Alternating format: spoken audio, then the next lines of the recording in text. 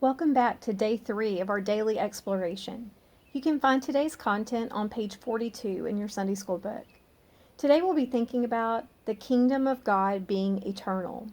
Let's reread Isaiah 23 verses 13 and 14 and think about God's power. Look at the land of the Chaldeans, a people who no longer exist.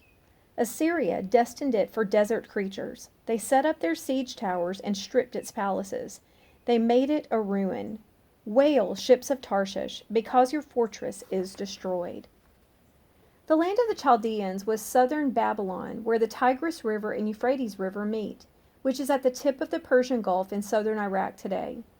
The Chaldeans at times had a powerful influence over all of Babylon.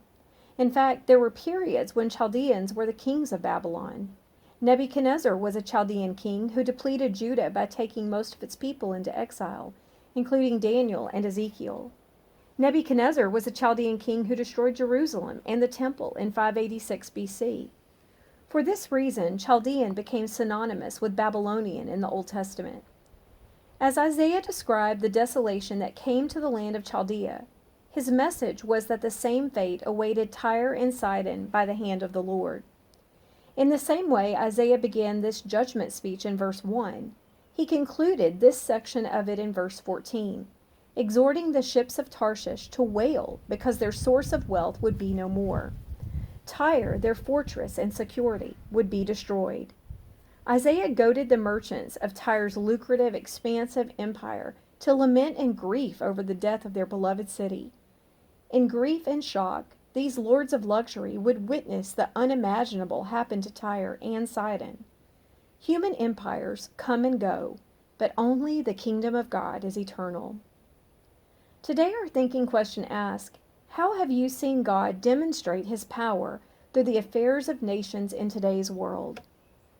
We can look back in history for a really strong example of this.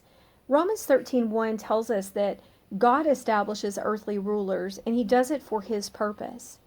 And if we look back in history to the year 1948, when Israel was born as a nation in a day, it's the fulfillment of prophecy that can be found in Isaiah 66. And as you think about the things that are happening in today's world, we have to take confidence in knowing that God is eternal and that God is working through the affairs of the nations of the world today, and that he's doing that for his glory and for his purposes. So rest easy as you look at the turmoil that's around you, as you look at the chaos that's around you, and just remember that God is in control. Take a few minutes and look back at the paragraphs on page 42. And if something stands out to you as especially important, make sure you underline it or highlight it. And then spend some time answering that thinking question for yourself, jotting your thoughts in the space provided.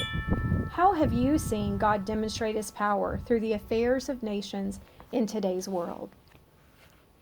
As we work to finish up today, let's remember that God commands us to hide his word in our heart. Let's practice Isaiah 14:24. The Lord of armies has sworn, as I have purposed, so it will be. As I have planned it, so it will happen.